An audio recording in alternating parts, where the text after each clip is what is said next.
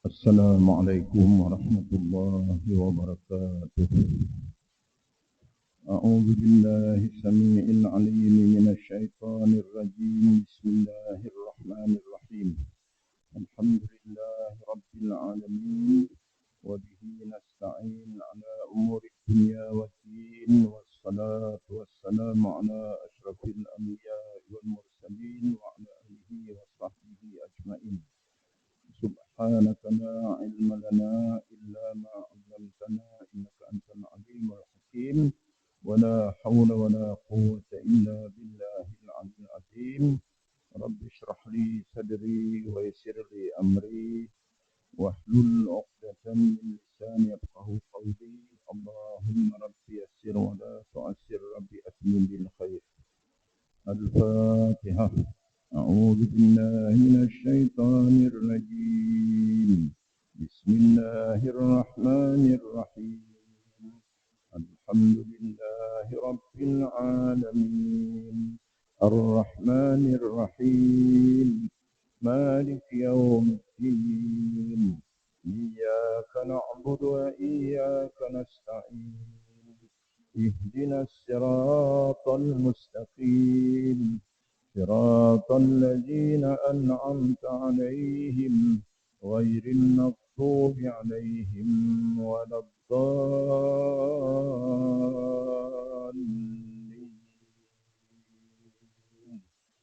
آمين. آمين آمين يا الله يا رب العالمين. اللهم فقهنا في الدين وعلمنا التأويل وارزقنا فهم النبيين وحفظ المرسلين وإلهام الملائكة المقربين يا أرحم الراحمين. اللهم أغننا بالعلم وزينا بالحلم وأكرمنا بالتقوى وجملنا بالعافية. اللهم زدنا علما نافعا وألحقنا بالصالحين. اللهم اجعلنا من المتقين. اللهم اجعلنا من عبادك الصالحين. اللهم اجعلنا من العلماء العاملين. اللهم اجعلنا من الذين يستمعون القول ويتبعون أحسنه. سبحان ربك رب العزة عما يصفون وسلام على المرسلين والحمد لله رب العالمين. Yang dimuliakan Tuan Imam, ahli dan kuasa surau, tuan-tuan sidang jemaah yang dirahmati Allah. Alhamdulillah, syukur kita pada Allah SWT. InsyaAllah malam ini kita sambung pelajaran tauhid kita, yang mana ada kitab muka surat 347. Di bawah sekali itu, tajuknya tawakal. 11 hari bulan 3 dulu kita buat pengajian. Lepas tu, harus sekarang lah ya, kerana tergendala COVID-19. Baik, muka surat 347, tajuk tawakal. Jadi di hujung kitab kita ni disentuh sedikit tentang tasawuf. Tasawuf benteng tauhid kita, akidah kita. Jadi kalau akidah dah betul, kena ada disupikan, ditasawufkan. Jadi tasawuf ni kita dah baca daripada awal. Pertama dulu diceritakan tentang penyakit-penyakit hati kena buang. Ujub, riya, sum'ah, takabur dan sebagainya. Kemudian malam ni kita sambung ya untuk sifat-sifat yang terpuji dalam hati itu kena ada. Tawakal, ikhlas, ingat mati, istighfar dan sebagainya itulah. Jadi mulai pada malam ni daripada tawakal, ini sudah dibersihkan jiwa hati kita daripada sifat-sifat yang tak baik atau mazmumah tu. Kemudian kita semaikan benih-benih yang baik di dalam hati kita untuk benteng tauhid kita. Jadi di hujung ni diletakkan dia tasawuf. Tapi dekat tasawuf sini dia ringkas saja, sepintas lalu saja. Tidak macam kitab tasawuf khas, itu dibincang banyak. Ya. Ini tajuk-tajuk yang fahaman secara ringkas, ya, mesti adalah dalam jiwa kita tu. Ya. Yang tak baik dipadam, yang baik itu dihidupkan. Yang tak baik itu namanya sifat mazmumah, yang baik itu sifat mahmudah. Jadi pada malam ni kita bincang tawakal. Jadi bila dah bertauhid, bersyariat fikah dah ada, kena tawakal.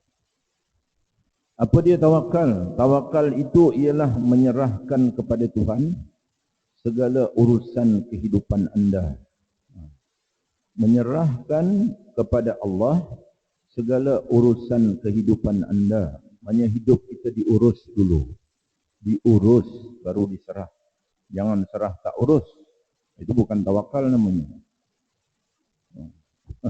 Dia urus dulu, maksudnya diusaha dan diikhtiar mengikut syariat, cantik-cantik, bagus-bagus, serahkan pada Allah SWT.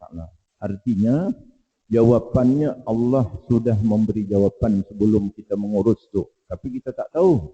Jadi kita kena uruslah ikut syariat, ikut panduan agama. Lepas kita urus tu, jawapannya Allah. Bukan kerja kita tu yang memberi jawapan. Allah. Itu makna tawakal secara ringkaslah. Kalau dalam kitab tasawuf tu panjang diurai. Ya, ada kelebihan, ada permana Allah, ada hadis. Ini tak ada. Sepintas lalu saja.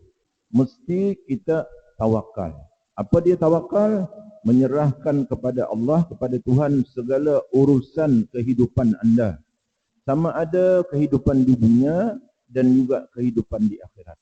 Kehidupan dunia untuk keperluan hidup kita lah. Kita bekerja ikut garis panduan agama yang baik, yang dibenarkan, yang halal dan sebagainya. Lepas tu kita serahkanlah kerja kita kepada Allah SWT. Kalau dia berjaya, ya itu sudah ketentuan Allah SWT. Kalau dia tak berjaya pun ketentuan Allah begitu. Kita jangan kecil hati, baiki lagi. Itu kehidupan dunia. Begitu juga kehidupan akhirat. Untuk bekal akhirat kita laksana. Kita tunai, ikut syariat. Lepas tu serah pada Allah SWT. Ya, mudah-mudahan diterima segala urusan kita tu. Dan kalau ada kurang-kurang dan sebagainya itu, kita mohon pada Allah SWT supaya dapat dilengkapkan, dikemaskan dan sebagainya. Jadi itu namanya tawakal. Urusan kehidupan kita tu kita serahkan pada Allah SWT. Apa sebab? Kerana dia, yakni Allah tidak mensia-siakan hambanya. Apa yang kita buat tu semua ada nilai di sisi Allah SWT. Kalau dia tak berjaya pun, dah kita buat ikut syariat, jadi ibadat pahala. Kalau dia janji, kalau yang kita laksanakan itu memang termaktub sudah berjaya, berjayalah. Alhamdulillah lah. Tapi jangan dianggap kerja kita tu yang menjayakan. Yang menjayakan itu ketentuan Allah tu. Sebenarnya sebelum kita buat sudah termaktub. Jadi tugas kita urus dengan baik ikut agama, serahkan pada Allah SWT. Jadi kalau berjaya pun kita tidak takabur, kalau tidak berjaya pun kita tidak putus asa. Macam itu. Jadi tenang saja. Ya, kerana dia Allah tidak mensia-siakan hambanya yang menyerah kepadanya, yang bertawakal kepadanya dan yang tidak menyerah kepadanya. Ya, Allah SWT ambil perhatian. Yang bertawakal pun Allah SWT tahu. Yang tak bertawakal pun Allah SWT tahu. Jadi tidak disia-siakan. Kalau yang bertawakal, di samping berjaya tidak berjaya, ada pahala. Kalau dia tak bertawakal pada Allah SWT, itu jadinya. Kalau dia berjaya, dia lupa ke Allah SWT. Kalau tak berjaya, dia dah putus asa. Itu semuanya, ya, Allah mengetahui, ambil perhatian itu semua. Walaupun seterunya, walaupun musuh Allah SWT, orang kafir pun dia ada juga dia. Diperhati oleh Allah SWT kerja-kerja dia tu. Namun dia Allah tidak melupakannya. Segala usaha itu tidak lupa. Semua termasuk dalam ilmu Allah SWT. Dan tidak lalai tentang mereka. Seperti orang kafir misalnya yang menyekutukan Allah SWT. Allah SWT tahu. Mensyirikkan Allah SWT. Kalau orang kita beriman ni, tengok dia ikhlas ke tidak ke. Buat kerja tu. Ya, diserahkan pada Allah SWT ke, ada tawakal ke tidak, segala usaha ikhtiar yang dibuat ikut syariat tu, yang ikut akidah tu. Jadi tasawuf ni benteng untuk mempertahankan tauhid kita. Itu orang kafir tu, semua diperhati oleh Allah SWT. Dilihat, didengar, diketahui oleh Allah. Apatah lagi hamba-hambanya yang berkhidmat. Yang berkhidmat kita ni lah, yang menjadi ya hamba Allah SWT, lagi menyerah diri kepadanya, tentulah diambil perhatian oleh Allah SWT. Jangan bimbang. Ada perhatian Allah, mana perhatian Allah Subhanahu wa ta'ala itu inayah Allah. Perhatian Allah dengan memberikan balasan yang sebaik-baiknya. Jadi setakat itu saja diserahkan tawakal. Jadi boleh buat kesimpulan lah. Tawakal ni kita buat kerja usaha, ikhtiar, urus hidup kita mengikut syariat, mengikut agama. Lepas tu serah pada Allah SWT. Itu namanya tawakal. Tapi kalau tak diurus, tak diikhtiar, tak dibuat, serah pada Allah SWT. Kalau nak mati, mati. Nak hidup, hidup. Tak jadi. Itu bukan tawakal namanya itu. Tak tahu apa namanya. Jadi macam itulah, apa juga kita kena ikut syariat. Buat, lepas tu serah pada Allah SWT. Maksud jawapannya tu bukan kerja kita tu. Bila dia berjawab, bila dia berjaya, ketentuan sudah memberikan jawapan macam tu. Kalau tak berjaya pun ketentuannya macam tu. Kita dah buat kerja tu ada nilai di sisi Allah SWT.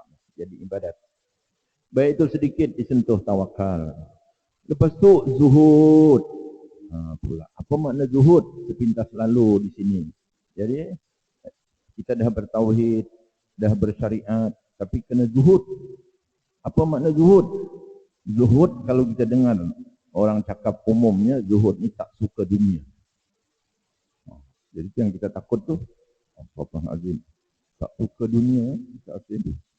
Jadi kita tengok baik-baik. Apa makna zuhud? Memang betul tak suka dunia. Zuhud, bersifat zuhud iaitu ialah benci terhadap sesuatu. Yakni sesuatu tu dunia ni lah. Yang merintangi. Dunia yang menghalang. Dunia yang mengganggu. Dunia yang menyekat kita. Atau menghalanginya daripada Tuhannya. Dunia yang menghalang dia untuk patuh mengabdi pada Allah, dia tak mau itu. Itu maknanya orang zuhud. Tapi kita biasanya dengar, apa makna zuhud? Tak suka dunia. Dia tak tahu dunia yang mana. Dunia yang menghalang, dunia yang menyekat, dunia yang melupakan kita, dunia yang melalaikan kita sebagai hamba Allah SWT. Kalau dunia dia menggalakkan kita makin dekat pada Allah, sila jalan.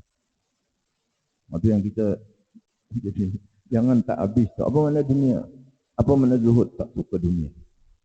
Dunia yang macam mana? Dunia yang menghalang, dunia yang menyekat, dunia yang melupakan kita dengan Allah Subhanahu Wa Taala.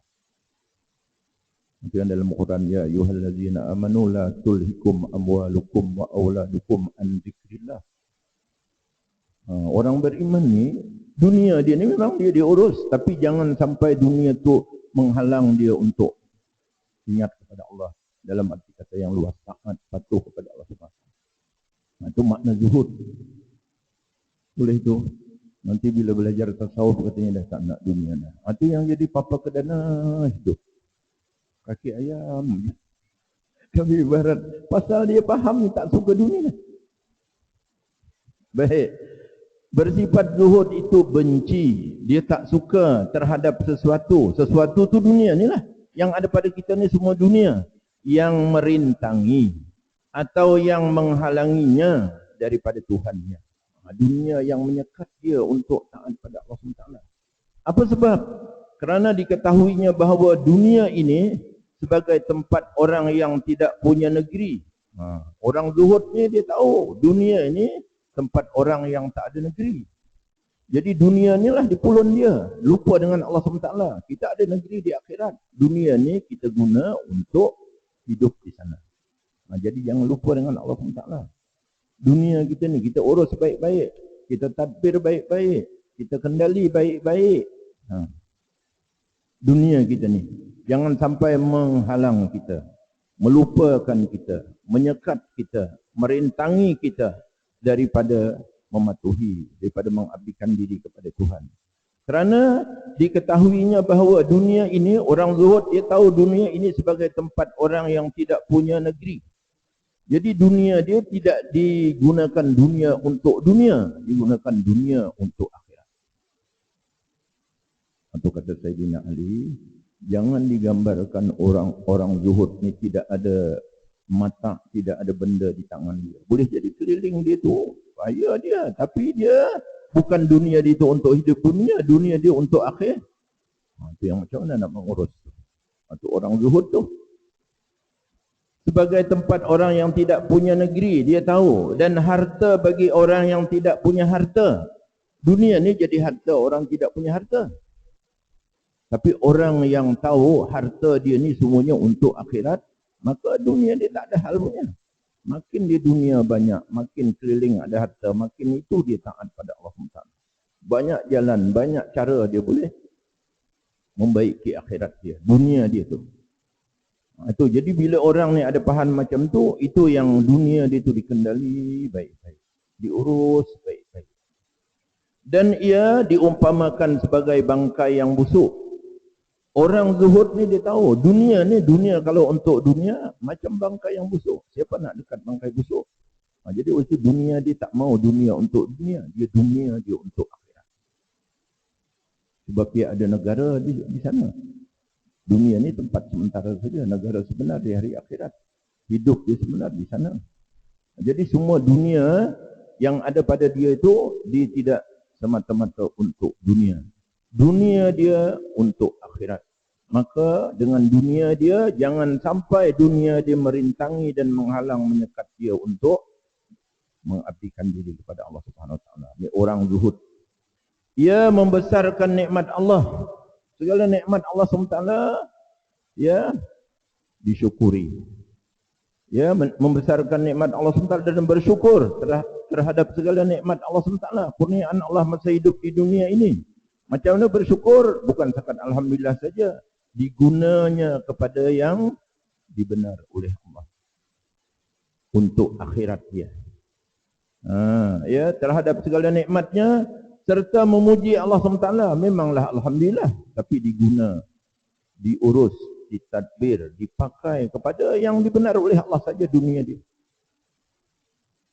Kerana ia tahu nikmat Allah itu tidak terkira banyaknya dan tidak dapat disebut perhinggaannya. Dalam Quran, wa in ta'uddu ni'matallah la tuhsuha. Kalau nak dikira nikmat Allah SWT tak terhitung. Jadi segala apa yang Allah berikan pada kita tu nikmat Allah.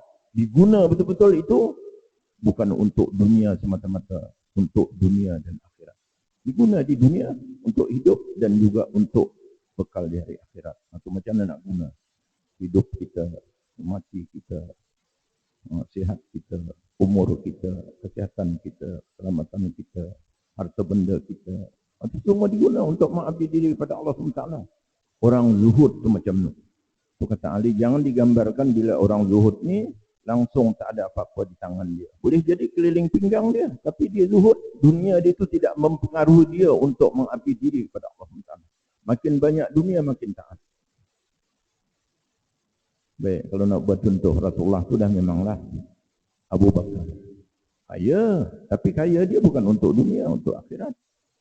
Kedudukan khalifah pertama lepas Rasulullah SAW, pangkat tinggi. Semua digunakan untuk akhirat. Misalnya kalau nak kira kekayaan, kira kedudukan, bangsawan lagi, ternama lagi, keluarga hebat-hebat lagi pula tu. Anak isteri Rasulullah SAW, menjadi pak mentua Rasulullah pula tu. Hebat tu kedudukan tu kan. Tu kalau nak dikata, tapi dia zuhud. Dia untuk dia cukup, ya, masa hidup ni dan juga untuk akhirat yang diutamakan. Itu kalau nak buat contoh lah. Itu pengertian zuhud. Jadi jangan digambarkan bila zuhud tu apa ke dana, selai sepinggang, kaki ayam. Boleh tu. Ini bagi semangat tasawuf. Takut boleh belajar tasawuf dan yang moyok. Baik, dia nak cerita nikmat ni, apa dia nikmat Allah SWT? Nikmat secara umum lah. Kalau didetailkan banyaklah. Wa in ta'uddu ni'matallahi la tuhsuha. Di antara nikmat-nikmat Allah apa dia? Iaitu ialah nikmat al-ijad. Nikmat ijad ni, yakni nikmat Allah mengadakan kita daripada Adam kepada wujud. Dulu kita tak ada. Diadakan oleh Allah SWT. Hidup kita tu nikmat besar. Beriman pula tu, Islam pula tu, sihat pula tu. Itu yang jangan sampai nikmat yang Allah kurniakan itu melalaikan kita sebagai hamba Allah SWT. Zuhud. Jika tidak dengan kurnia Allah, bukan dengan nikmat ijad tu diadakan oleh Allah, maka tetaplah anda Adam. Tetaplah kita tak ada. Tapi bila diadakan, itu nikmat besar. Hidup di dunia. untuk selama-lamanya. Selama-lamanya kita tak ada, tapi diadakan oleh Allah SWT. Adalah. Tapi dalam tempoh tertentu pula. Jangan lupa, bila dah ada ni ingat ni selama-lama. Jangan. Itu antara nikmat secara umum yang besar. Di antaranya lagi nikmat tawalil imdad. Pula. Tadi nikmat ijad diadakan, yang ni tawalil imdad, iaitu nikmat pertolongan Allah yang berterusan. Bila kita dihidupkan, dia dibantunya, ditolongnya berterusan selama hidup kita. Boleh bernafas, boleh melihat, boleh mendengar, boleh bercakap, boleh berjalan, boleh macam-macam lagi. Itu dinamakan dia tawalil imdad. Diteruskannya pertolongan itu berpanjangan sampai akhir hayat kita. Dua. Untuk cara kasarlah, isinya kalau nak detail banyaklah. Diadakan, dihidupkan tu dah satu. Lepas tu pertolongannya sepanjang-panjang kita hidup ni pula, semuanya ya pertolongan Allah SWT. Tawalil imdad namanya. Jika tidak, kalau Allah tak tolong, anda binasa. Cakap kalau Allah tak tolong, mana boleh cakap? Melihat kalau Allah tak tolong, mana boleh melihat? Mendengar kalau Allah tak izinkan mendengar, mana boleh mendengar? Itu juga yang lain-lain. Dua, itu yang kasar-kasar tu. Di antaranya lagi nikmat Allah, ya, anda dijadikannya layak berkhidmat kepada Allah. Itu nikmat iman tu. Berkhidmat tu menjadi hamba Allah SWT. Mukmin muslim. Ada dibantu Islam pula. Beriman pula, itu nikmat yang paling besar. Tiga ni. Jika tidak, kalau tidak Allah pilih kita untuk berkhidmat kepadanya, tak dipilih untuk berkhidmat, orang kafir. Subhanallah. Jika tidak, nasaya anda tidak berkelayakan untuk mentaati Allah SWT. Dan tak layak untuk berkhidmat pada Allah SWT. Menghambakan diri pada Allah SWT. Itu nikmat besar. Kalau didetailkan tu satu-satu, banyaklah. Ini yang kasarnya diadakan, ditolong, dibantu, lepas tu dipilih menjadi hamba yang beriman. Yang lain tu banyak lagi lah. Itu antara tu, ya, nikmat-nikmat Allah SWT ni, gunakan dia untuk mengabdi diri pada Allah SWT. Jangan sampai kita lupa kepada Allah, derhaka kepada Allah. Jadi kalau kita gunakan itu dinamakan dia zuhud orang. Itu kalau dalam tasawuf didetailkan pula. Ada peringkat-peringkat pula zuhud. Kalau peringkat kita yang awam ni, zuhud yang bawah sekali, dikurniakan oleh Allah SWT rezekilah yang senang tu kan. Kita pakai rezeki itu di tempat yang dibenarkan oleh Allah SWT. Jangan kepada yang dilarang. Walaupun kadang-kadang berlebih tu, pakai juga untuk kita saja kan. Zuhud juga tu jangan sampai terbuat. Larangan Allah tu dengan nikmat kurniaan Allah tu jangan sampai. Untuk kita saja. Itu pada kita lah. Tapi kalau tinggi lagi makam, zuhud kita tu, ya, kita ambil untuk keperluan kita saja. Lebih tu untuk orang. Boleh tak? Dah termenung tu bila lebih duit untuk orang. Tu dah termenung. Saya buat contoh lah. Kalau misalnya RM1,000 sebulan, keperluan kita 750. 250 tu bagi ke orang. Itu termenung tu. Mana ada jalan Ustaz, duit kita bagi ke orang. Tu yang pertama tadi, makanlah 1,000 tu, makanlah. Walaupun dah cukup 750 kan, tapi 250 tu makan, tapi jangan melanggar perintah Allah SWT dalam batasan yang dibenarkan. Sila. Tapi tak adalah untuk orang tak ada. Yang ni, yang kedua ni, untuk orang lebih daripada keperluan. Istilah untuk orang ni tuan-tuan, kalau dianalisa, sebenarnya itulah untuk kita. Tapi bukan untuk kita di dunia, untuk kita di akhirat. Tapi kena bagi ke orang. Kalau kita pakai yang 250 lebih pada keperluan, itu untuk dia di dunia lah. Tak apa dia harus dibenarkan, tapi tak ada simpanan dekat sana. Tapi kalau bagi ke orang, itu sebenarnya untuk kita. Tapi itu yang tu yang tak nampak, mana boleh tak bagi orang 250. Itu zuhud yang makam yang nomor 2. Kalau makam yang lagi tinggi, ada RM1,000, keperluan dia 750, dia tak cukupkan 750.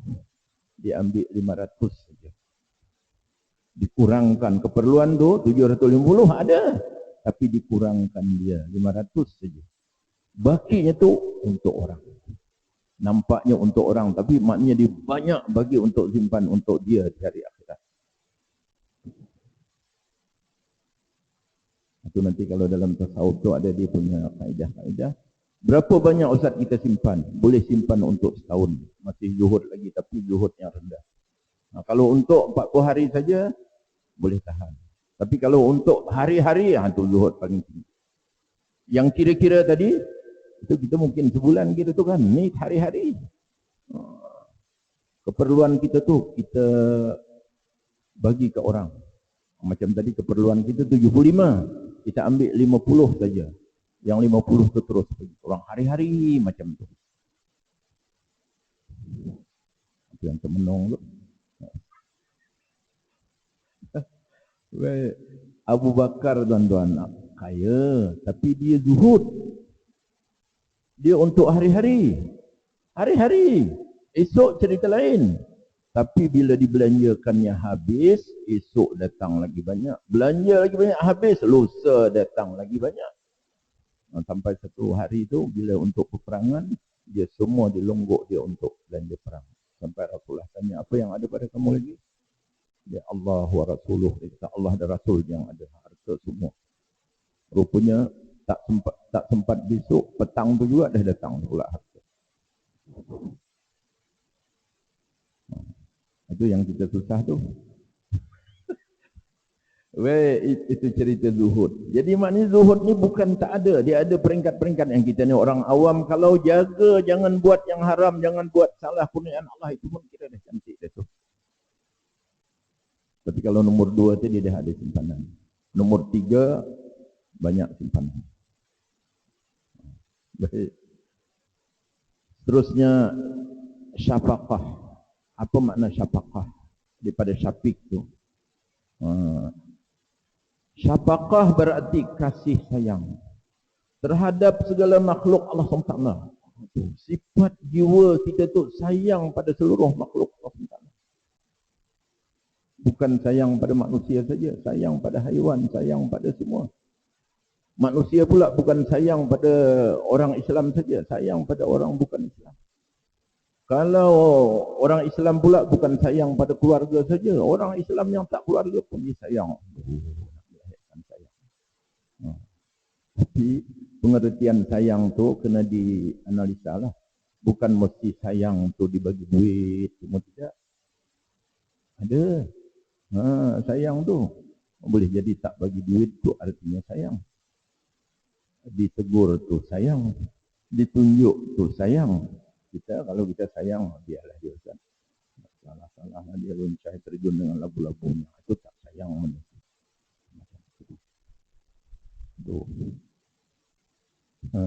Itu yang diceritakan dalam hadis. Seorang perempuan, ya, walaupun dia penzina, sayang tengok anjing tak makan, tak minum. Dicidukkannya air dengan sepatu dia bagi minum. Sayang dia. Kita matilah anjing, badan muka baru tahu. Najis muka. Astagfirullahaladzim. Itu syafaqah tu, itu jiwa tu, tasawuf tu. Syafaqah berarti kasih sayang terhadap segala makhluk Allah. Apa sebab? Kerana diketahui bahawa Tuhan mengeluarkan suatu daripada Adam sebab Allah menciptakan dia. Dulunya tak ada. Tapi bila dicipta Allah baru dia ada.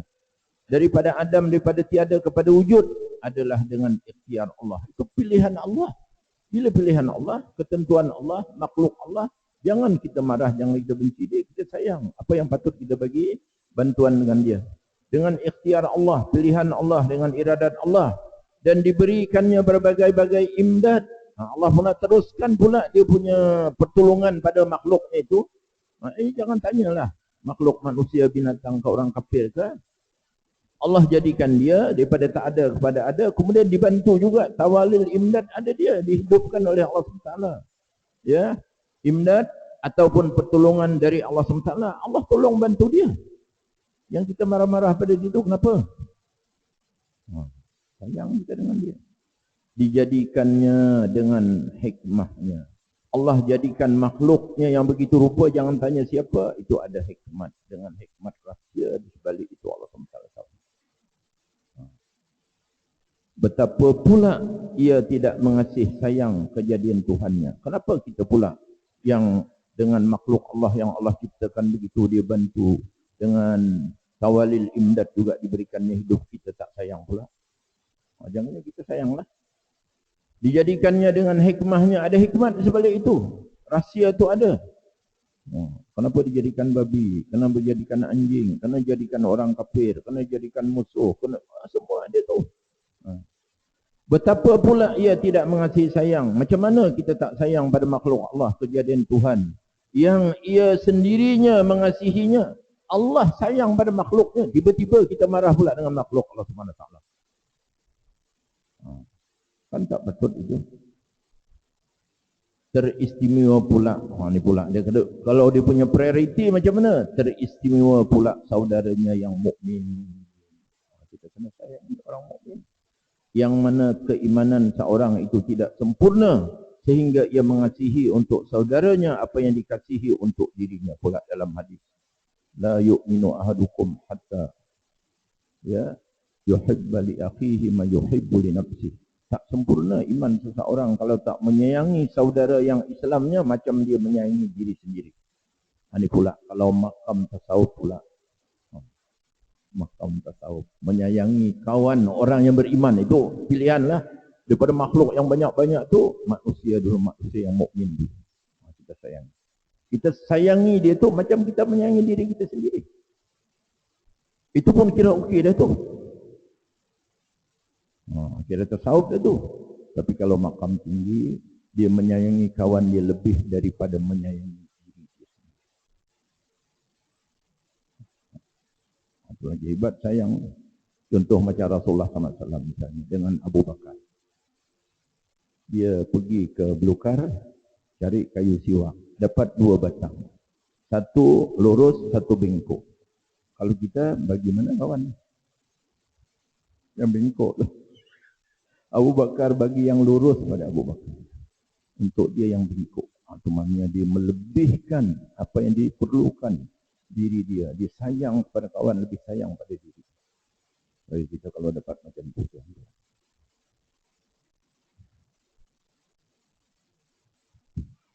Cuba tu menung diterjemah hadis Rasulullah, contoh Rasulullah tu dalam semua kehidupan. Dapat 2 kayu siwak bengkok lurus, ambil yang bengkok bagi kawan yang lurus.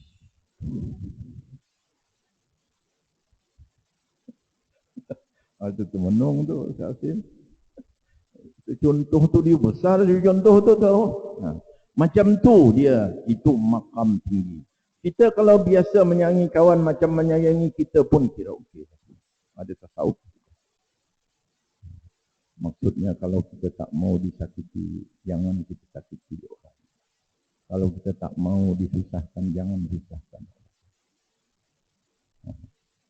Macam sayang diri kita lah. Itu kata Rasulullah, la yu'minu ahadukum hatta yuhibba li akhihi ma yuhibbu li nafsihi. Tak sempurna iman seseorang kalau dia tak mengasihi saudara yang mukmin macam mengasihi dirinya sendiri. Tak usah lebih, sama pun tidak cukup.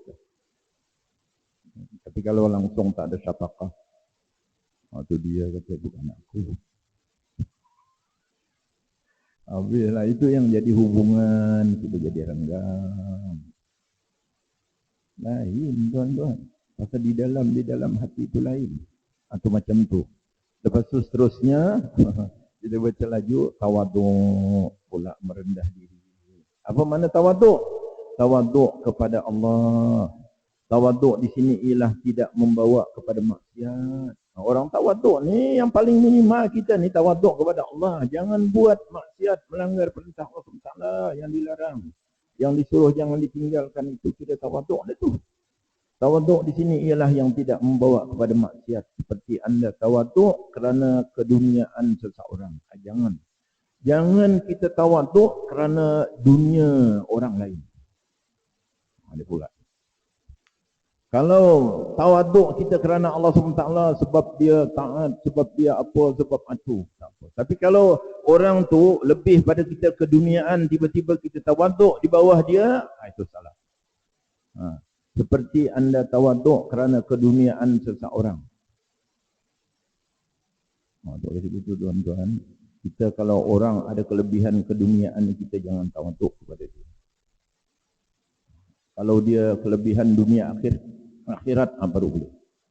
Kelebihan dia misalnya dengan kekayaan dia atau kemegahan dia dengan pangkat dia keduniaan.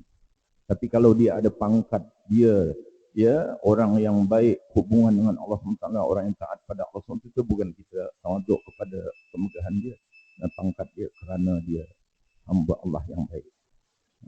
Kemegahan seorang daripada kalangan yang bermaksiat.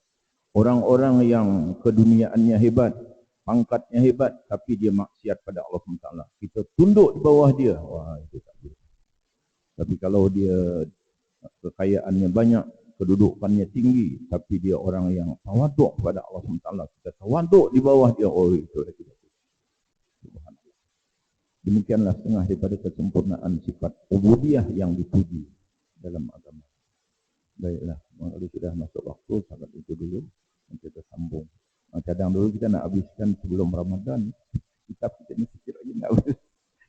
Tak apalah, dengan izinnya sambung lagi. Boleh. Baik, setakat itu dulu. Kita tangguh dengan surah Al-As. Subhanakallahumma bihamdika asyhadu an la ilaha illa anta astaghfiruka wa atubu ilaik. Subhanakallahumma bihamdika asyhadu an la ilaha illa anta astaghfiruka wa atubu ilaik. Bismillahirrahmanirrahim. Wal 'asri innal insana lafi khusrin illa allazina amanu wa 'amilus salihat wa tawasaw bil haqq wa